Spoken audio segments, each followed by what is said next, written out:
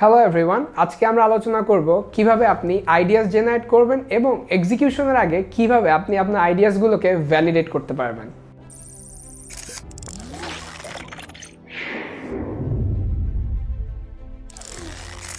আমাদের how to start a business সিরিজের চতুর্থ এপিসোড এটা। মাঝে আমি ব্যবসা এবং ইউনিভার্সিটির চাপের কারণে ভিডিওগুলি বানানো কন্টিনিউ করতে পারিনি। আশা করছি এখন উইকলি অন্তত একটা ভিডিও বানাতে পারবো।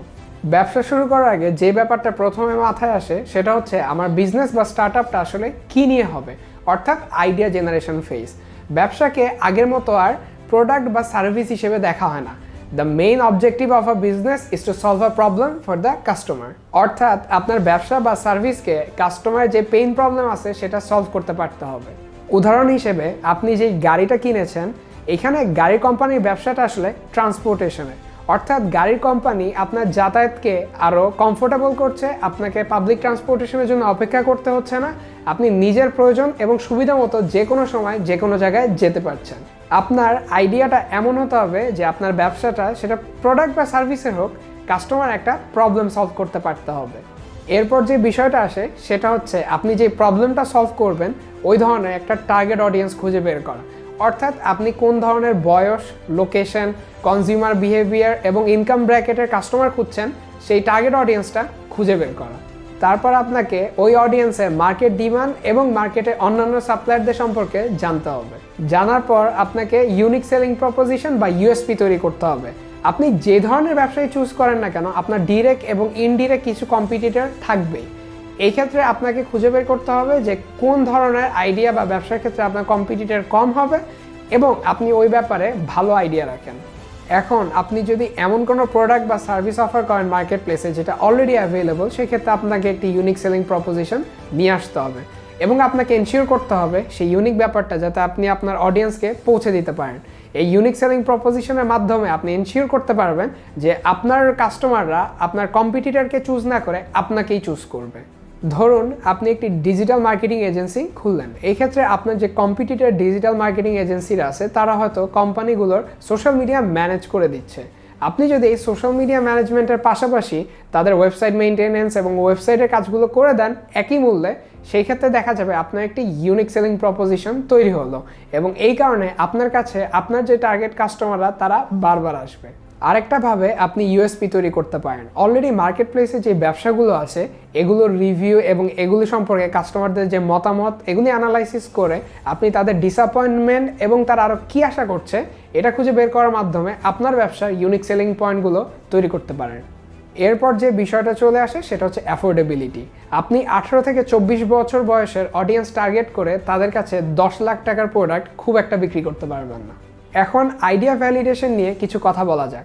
অনেক ব্যবসার কথা শুনলেই মনে হয় যে এটা নেক্সট $1 বিলিয়ন ইন্ডাস্ট্রি, কিন্তু দেখা যায় ব্যবসাটা এক্সিকিউট করার পর খুব একটা সাফল্য পায় না।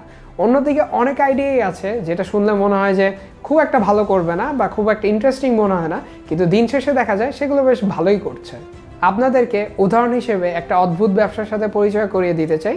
এই ধরনের একটি ব্যবসা হচ্ছে অ্যানসেস্ট্রাল ডিসকভারি। তারা যে সার্ভিসটা দিয়ে থাকে সেটা হচ্ছে তারা টাকার বিনিময়ে আপনার ফ্যামিলি ট্রি, অর্থাৎ আপনার দাদার দাদা কে ছিল এবং আপনি কিভাবে এসেছেন একের পর এক, আপনার ফ্যামিলির কে কীভাবে এসেছে এটা বের করে দেবে। কোন আইডিয়া যে সাকসেসফুল হবে আর কোনটা যে ফেল করবে এটা আগে থেকে বলা বেশ কঠিন। তারপরেও কিছু টেকনিক রয়েছে যে টেকনিকগুলোর মাধ্যমে আপনি একটি ধারণা করতে পারেন। প্রথম বিষয়টা হচ্ছে আপনার প্রোডাক্টের মার্কেটে যথেষ্ট ডিমান্ড আছে কিনা।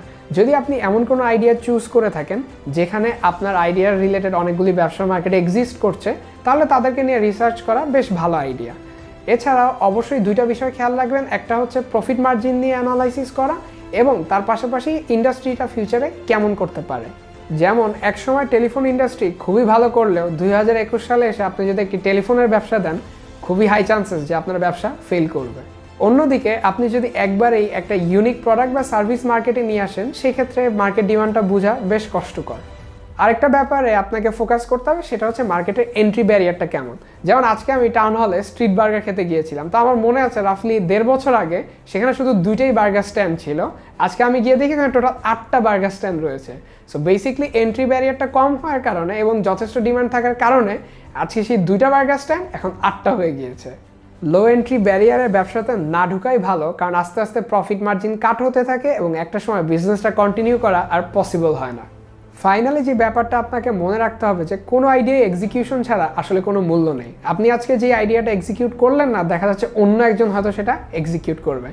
এর পাশাপাশি আমি রিকমেন্ড করবো, আপনার বয়স যদি 18 থেকে 30-এর মধ্যে হয়ে থাকে তাহলে আপনি একটা রিস্ক নিতেই পারেন পর্যাপ্ত রিসার্চ করার পর। আপনার বয়স যদি 30-এর উপরে হয়ে থাকে তার মানে এই না যে আপনার জন্য ব্যবসা নয়, তার মানে এই যে আপনাকে একটু ভেবে চিন্তে সাইড হাসেল হিসেবেই ব্যবসাটাকে শুরু করা ভালো। একটা শেষ বিষয় হচ্ছে, পুরোপুরি প্রপার ফাইন্যান্সিয়াল ব্যাকিং এবং রিসার্চ ছাড়া শুরুতেই খুব বেশি ইনভেস্ট না করাই ভালো। আপনি স্লোলি বিজনেসটা স্টার্টিং ফেজ পার করার পর ইনভেস্ট করার চেষ্টা করবেন এবং আস্তে আস্তে আপনার বিজনেস প্ল্যান এবং প্রোডাক্টগুলোকেও টুইক করবেন। এছাড়া আপনারা ইউটিউব, ফেসবুক এবং অনলাইন ঘাটাঘাটি করে আরও অনেক ব্যবসা আইডিয়া পাবেন। একটু ঘাটাঘাটি করে দেখবেন যে আপনাদের আইডিয়াগুলো ভালো লাগে কিনা এবং আপনারা এই আইডিয়ার উপর অ্যাডিশনাল আর কোনো ভ্যালু অ্যাড করতে পারেন কিনা। আশা করছি আপনারা এই ভিডিও থেকে কিভাবে আইডিয়া জেনারেট করবেন এবং কিভাবে একটা প্রাইমারি ভ্যালিডেশন করতে পারবেন আপনার আইডিয়া, সেটা সম্পর্কে জানতে পেরেছেন। যদি ভিডিওটা ভালো লেগে থাকে তাহলে অবশ্যই একটা লাইক দিতে ভুলবেন না, কারণ আপনাদের লাইকগুলো আমার ভিডিওকে আরও বেশি মানুষের সামনে পৌঁছাতে সাহায্য করে। যদি কোনো মতামত থাকে বা কোনো কিছু শেয়ার করতে চান সেটা অবশ্যই কমেন্টে জানাবেন এবং don't forget to subscribe to our channel, কারণ সামনে আরও অনেক ভিডিও আসতেছে how to start a business সিরিজে।